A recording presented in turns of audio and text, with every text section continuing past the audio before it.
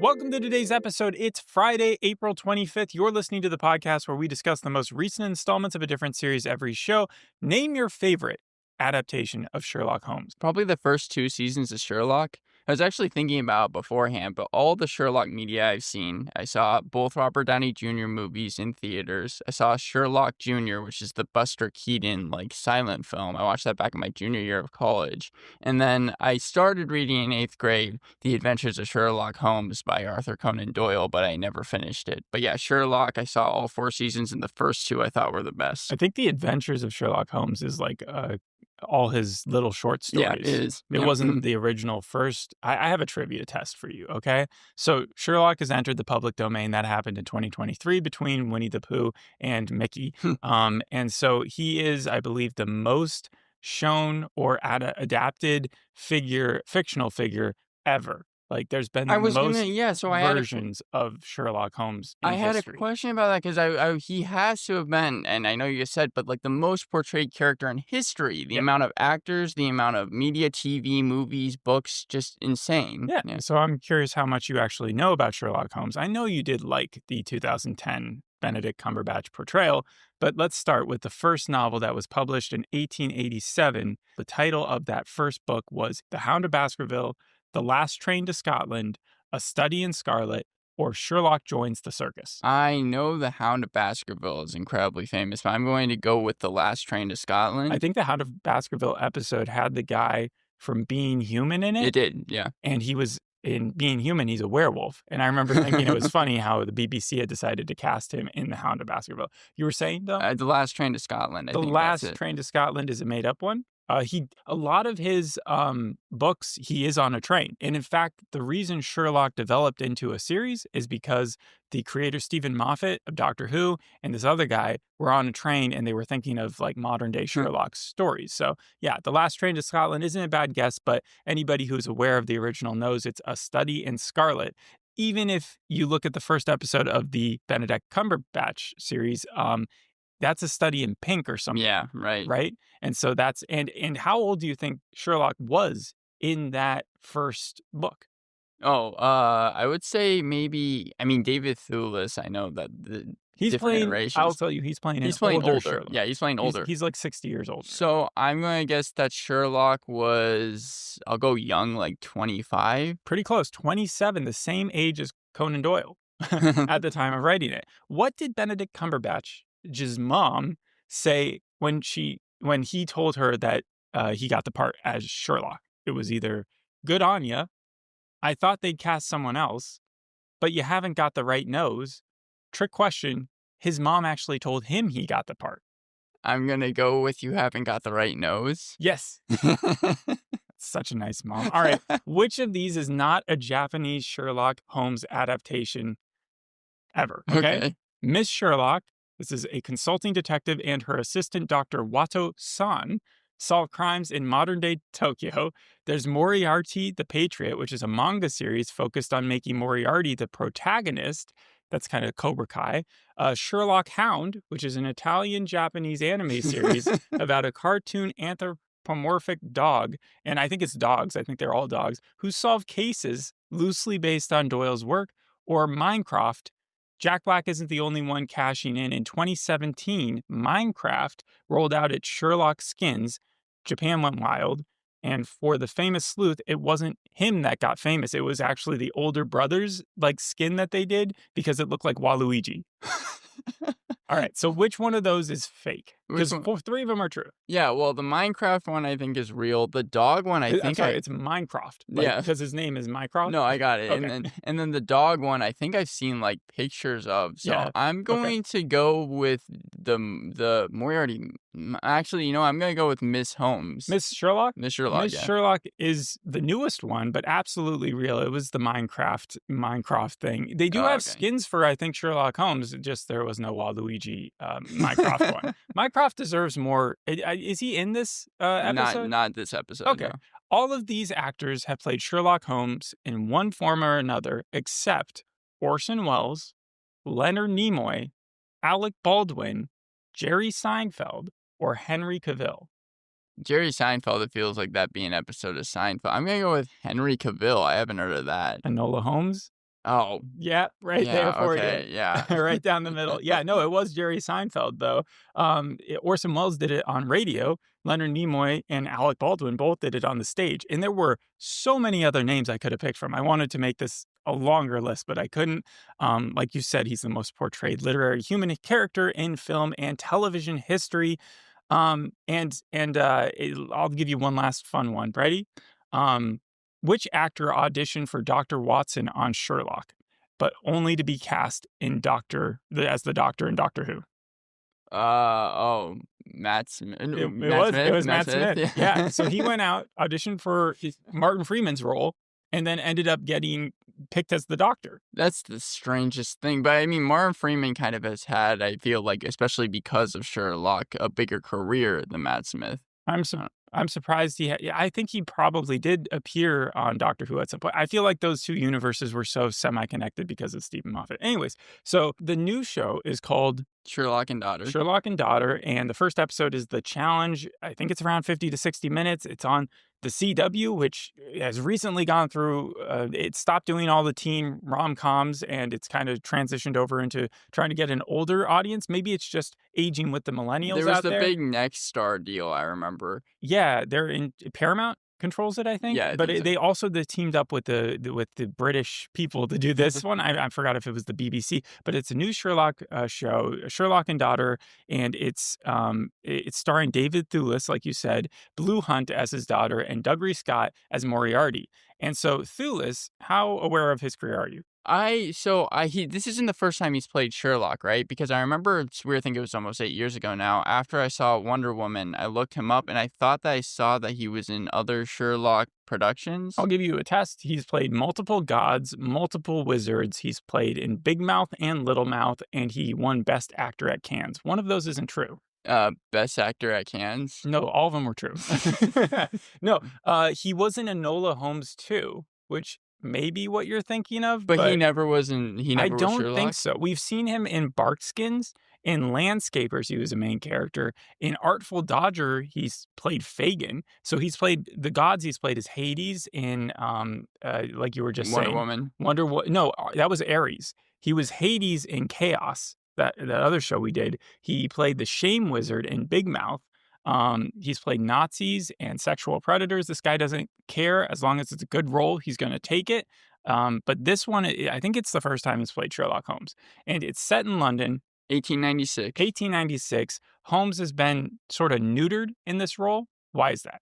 Yeah, because Watson has been stolen or kidnapped, and he doesn't know where he is. In fact, one of my favorite scenes was actually the first scene from this TV series. I liked his explanation as to why he didn't take the case more than the actual reason that he didn't. But yeah, Sherlock Holmes, he refuses to take a kidnapping. Holmes refuses to take a kidnapping case after finding a red thread on the victim. And his reasoning at the time was that there was so little chance that he was going to be able to solve the case. Like, there wasn't that much of a chance that he was actually going to figure out who the murderer was with a low success rate. We don't usually see Sherlock Holmes in Sherlock series refuse a case. Maybe in Sherlock because he thought that the case was boring, but it's rarely ever because he thought that there was so little chance he was going to be able to solve it. So I don't want to ruin anything for you, but all the descriptions I was reading said the same thing, which was that Moriarty had kidnapped Dr. Watson and the landlady, Mrs. Hudson, who you remember from the 2010 show,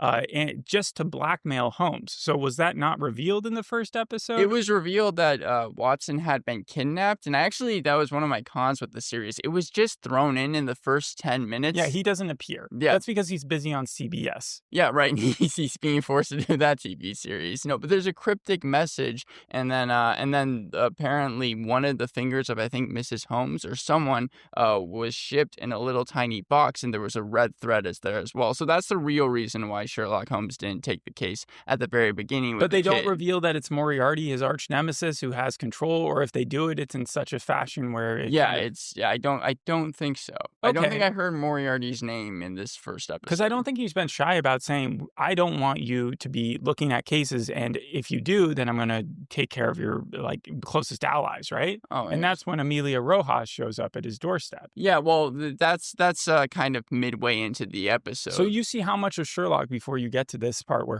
where the daughter arrives? With Sherlock, you get, like, I'd say maybe 2 scenes. You get the scene where he refuses the case, and it was a little bit like the Guy Ritchie thing. I was surprised with how close it was because you get the random close-ups and the Chiron text, and Sherlock's able to kind of observe that the people he's talking to were just, like, have mud on their shoes. So compared to other CW shows that you've seen, from Riverdale to The 100 to those type of things, do you think the direction here was a little bit more sophisticated? Or Yeah, what? I mean, just very, very different. Because I thought that, especially with Sherlock and Daughter, I thought it was just going to kind of be like a stuffy TV series, something I that mean, you to would take see. place in 1896, you would think that they look like they're in costumes. Yeah, and I mean, it definitely is something you would see on PBS, but I was kind of glad that at least it seemed like an homage almost to the Guy Ritchie or kind of the Sherlock series with the Chiron text. But However, then the most violent it gets, I think, is the slap. Yes? No? the slap. Yes, the daughter slaps him Oh, I later on mean, in the yeah, scene. that's They don't show a lot of blood, do they? No, not at Okay. all. In fact, I don't think that there's like a single bullet fired or anything like that. But yes, then we get Amelia Rojas in New York. She is having to make her way to London. She So gets it's like the Gilded Age again. That's around the same time period, maybe a little bit later, since I think that started in the 80s and then we're in mid 90s at this point. But what's interesting about how she shows up is that it's been done so many times where it's like the daughter, the young kid, doesn't know who the father is. It's a little bit like Mamma Mia when she invites all the dads to come find out which one is the actual one. Life Unexpected. That show that came out, I think, in 2011, where Bree, whatever her face is, shows up at the doorstep and says, "You're my parents," and they're like radio announcers. And then Mansour Spade, wasn't that sort of a scenario where he could have been the dad, or was he knew her as a kid, right? right, Like yeah. they teamed up and he was the inspector, And this did right? remind me of Monster Spade, but the thing about Amelia Rojas is she gets like robbed at the very beginning of the series. And She's from New York and she gets robbed in London? yeah, by like a bar, like one of those people that But I work mean, at out a of all hotel. pickpockets and oh wait, No, I'm talking about like an actual knife. A kid that's around her same age. And I'm not sure what her age is in the TV series. They might have said, but around in this. real life she's like late 20s, but Yeah, yeah. but she's playing younger here. Uh-huh. She gets like a knife to her throat. It was so obvious the kid was going to rob her, even though he didn't make it. But she's from New York. That's the confusing Well, part. she's still in New York. She gets robbed in New York, and Okay. then she has to use her pocket watch with her mom's face in it to pay for her way to London. It just seemed like a very weird way to start the show because as much as like she had to give up her watch, it didn't actually come into play really later on into the episode. In fact, she's picked up a TikTok trend where I've seen where she literally is able to draw people on public transit. However, this is like in For the money? late 1800s. No, she Oh. just gives it to people. She draws them and then she John gives. Lennon used to do the same thing. Like he would, for tips, I guess, go to restaurants and like draw little pictures for people. I just found it funny because she was so young, and that's something that I have literally seen done on TikTok where she just goes up to people and gives them their photo. So there's a woman that she meets around the same age again on the boat named Clara, and Clara ends up being kidnapped. But she's not Clara from Doctor Who. No, no, this person's like 13 years old. She's actually the daughter of the U.S. ambassador who is going to London. Yes. And then it turns out that Amelia has taken a job at 221 Baker Street as kind of a maid. But she knows, right? She knows, but Sherlock doesn't know. Like, And do we know for a fact as an audience that it's true? no, No. that So hasn't that's been left in made the 100% clear yet. yes, and the paternity test will happen in the last episode. We're going to bring in Jerry, whatever his name is, to I kind of wish that they didn't keep it because it does seem like it's going to be a reveal at the end of the season, whether he is or not. I wish that that wasn't part of the show. look. She's someone's daughter, so when you say Sherlock and daughter, it's not saying Sherlock and his daughter. It's No, that's it's and that, no, technically true. That's the reason why. That's the reason it's titled like that. As much as it is funny to think that way, but like I just wish that it wasn't like a mystery for the TV series. Right. But she is sort of a Spitfire. She's sort of like from what I'm understanding, like the Dickinson version of, Enola Holmes-ish, like where they don't just have some pious, like conservative girl playing like that would probably be 90% of women back then because it was like sort of a subservient culture where Right. but like it's always now when we do interpretations of the past, it's always like, oh, pop music, like the breakout star. But like the way in which she's able to help Sherlock with the case. So she ends up being a maid, brings him breakfast. Sherlock and her kind of have a spat between each other, and then the ambassadors show up and they're like, Clara has been taken. And of course Amelia knows who that is. Okay. But Sherlock is like, fine, I'll go investigate the scene. But then it's the parents who are like, Amelia should go with you because Amelia says she knows Clara from the boat. But so now somehow Amelia is just helping Sherlock trying to investigate this case. He always has needed an assistant, so Yes. this just goes hand in hand. But with that. but the thing is that Sherlock didn't want an assistant. It was the parents, and you would think that like maybe a testimonial would help more than her actually trying to figure out like clues. Okay, so think about it the other way. If the parents hadn't done that, then it would have been like episode 2 or 3 when he had started to like trust her with little bits of information. He would have needed someone to bounce ideas off of. He would have been like House in later seasons when he would lose his team would end up just calling in janitors and stuff to just like, like he just needs someone to talk For to. the sake of the story, I understood why they did it. I'm saying for like when you actually look at it though, that's not how that would have probably played out. And then I mean also when they get there, the case where Clara is taken takes place halfway through this 40-minute episode. Okay. So whatever they figure out super fast. I have a big problem with that I'll get to once I get to the end. Well, it's not like in the 2010 series where they would spend a good amount of time on the mystery and kind of let the audience, like in the books, you track it down together, try to figure it out, kind of a Blue's Clues. But this, you're saying the mystery was kind of the secondary experience. Like, and it's mostly about their relationship. It was so short as well. There's literally 2 scenes before they figure out who ended up taking Clara. So who did take Clara? Charlie, this family's driver, and it's revealed at the very end of the episode that this isn't actually like the first person that he's taken. He's taken a ton of other people and he's put them in coffins even though they're still alive. Okay, that sounds like a Dexter hero, no villain, yeah. Well, and also that's where the episode ends off. So I think it's going to be like a season arc with Charlie. But my problem with that was that it takes 2 scenes within less than a day. It's not Sherlock that figures out that Charlie is taking Clara. It's Amelia, this young girl who's figured out that that Charlie has taken her. And if Charlie is this mastermind that has kidnapped all of these people, you think he would have been smarter than to leave all these clues that they were able to figure out. Well, she's already shown she's very smart. She's the daughter of a mastermind, speculatively. And what does she do? She spots something, right, that like no one else had seen. Well, I would assume it was like a psych moment, right? What happened was they saw that there was a candle that was lit and that the candle smelled of tobacco, which she's even seen his face. I guess couldn't get over how dumb this villain was. But Charlie spat tobacco at her when she got off the ship, and he was the only one that was able to come into the room and take Clara because he drugged the drink that she was taking. So they realized that it was him, and then Charlie's gone missing later on. So I mean, like as far as Charlie going missing as this girl that he drives around all the time kind of gives it. And there's no false lead. I was glad that we figured out who it was in the first episode because I imagine for however long this season would be, it would be kind of annoying to not figure out who it was. But it was also like this guy is incredibly dumb. So they catch him. When is the big? They haven't caught him. They know who took him, but they haven't caught him yet. Yeah, what I mean by did they find Claire though? No, so she's still. She is with grave. The final scene is Charlie. She's in a coffin and he's talking to her and he's telling her to basically stay quiet and that like everything should be fine. But this is interesting because the showrunner is the creator of The Closer and Major Crimes, and that definitely feels like a 3-parter for like one of those shows. Right, yeah. So I was wondering, this may be a 2-parter, especially now that you're saying that Moriarty is there, but I think it'd be kind of cool if it was actually just like a full season thing. Oh, I thought you were saying like that they just left it that way. Like they're like, Claire's gone. No, not that dark, but like I imagine for a show called Sherlock and Daughter, especially with the way it is. By the way, I should mention, she tells him that she thinks he's her father, and then he doesn't believe it at all. I would think that would be the most emotional of all the scenes because as far as Sherlock showing any It form of played out emotion. very predictably. He doesn't have that much attachment to her, Right. but because she helped with the case, he's like, "You know what? I need an assistant," and then she agrees. It was what you expected, but I assume this is gonna be like a case by week series Right, at and he's least. always been curmudgeon-y even in his younger Right,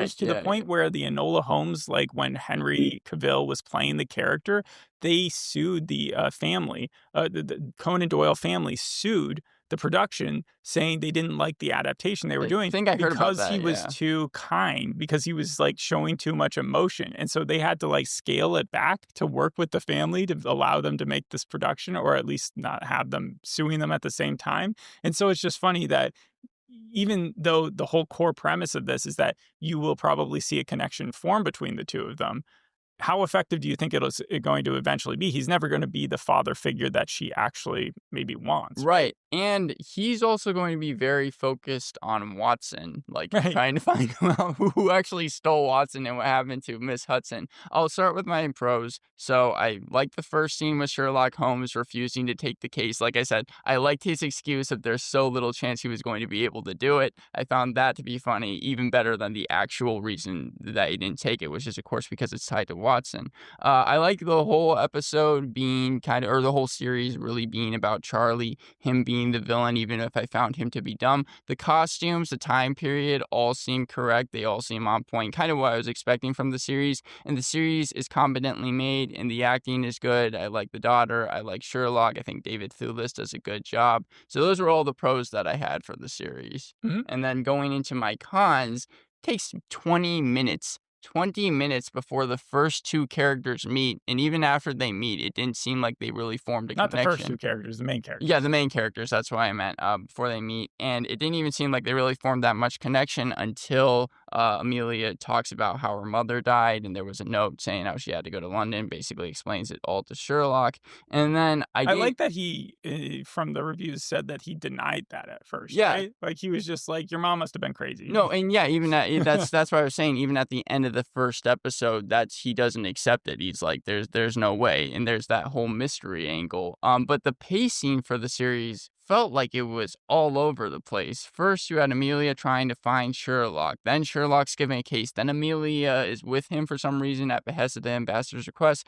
Suddenly, she's leaving because she feels like Sherlock isn't the person that she thought he was. He's really just being a dick. Then Sherlock gives her a job. It just seemed like it was very messy, very jumbled. And like I said, she gets robbed at the beginning of the series, and I didn't even really see what the point of that whole scene was for. It's the save the cat moment to show that she's a compassionate figure, that you're supposed to side with her. Like, you're going to side with the person who gets victimized at the very start. I mean, I guess, but like as much as the show packs into it, it doesn't feel like much was accomplished within the first 40 minutes aside from the two characters meeting and him giving her a job. So overall, I thought that the story it has potential, but the pacing and just everything else, I can't give it a passing grade. I'm going to give it a 5 out of 10. As a 6.5 on IMDb, I haven't seen any glowing reviews, but there's nobody who like doesn't like Thulis's performance. The guy's an underrated actor, despite everything that he's been in. And yeah, so a 5 out of 10. Yeah. Perfect. Also, That's perfectly mediocre if you're a Sherlock fan, I think. yeah, I mean it's standard. It's definitely not going to be the best Sherlock adaptation I think that you've seen. Like I don't It's think not going to it's. bump off Cumberbatch. Yeah, no, nothing like that. But I think that like if you just enjoy a series, mostly that you can like turn your brain off and watch, you're gonna probably enjoy this What the if you just most. enjoyed team ups like Hudson and Rex, Turner and Hooch, Superman and The Lois? ones that you are mentioning right now are definitely cheesy and they fit almost entirely with Really? this, I would say. Rick and Yeah. Morty, Fiona and Cake? Anything with an and where it's two people. My comparisons were Sherlock, Father Brown, Foyle's War. Again, kind of PBS TV shows, and you can kind of also like Do put you in feel like any. this would be played in a classroom? Is that what you're saying? Yeah, I Okay. can see it. Any TV series that takes place in late I'll give you one last 1800s. question to like throw in some fun. The next Sherlock adaptation, because obviously there's always going to be another one with how popular this Yeah. character. Young Sherlock on Prime Video, 221 on Netflix, Sherlock Evolution, BBC, or The Woman, Paramount Plus. Which one of those is the real next Sherlock adaptation due in post-production right now? I know Sherlock Holmes 3 is being working on. I'm going to be going with young Sheldon, young Sheldon.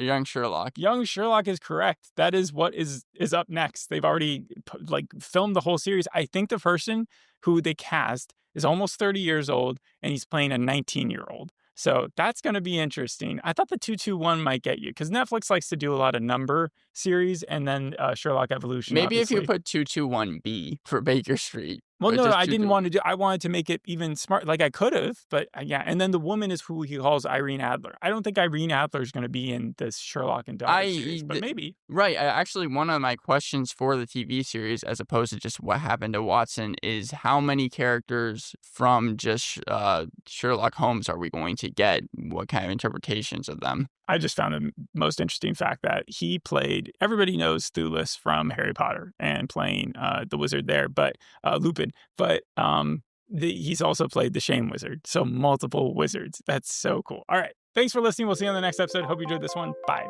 Bye.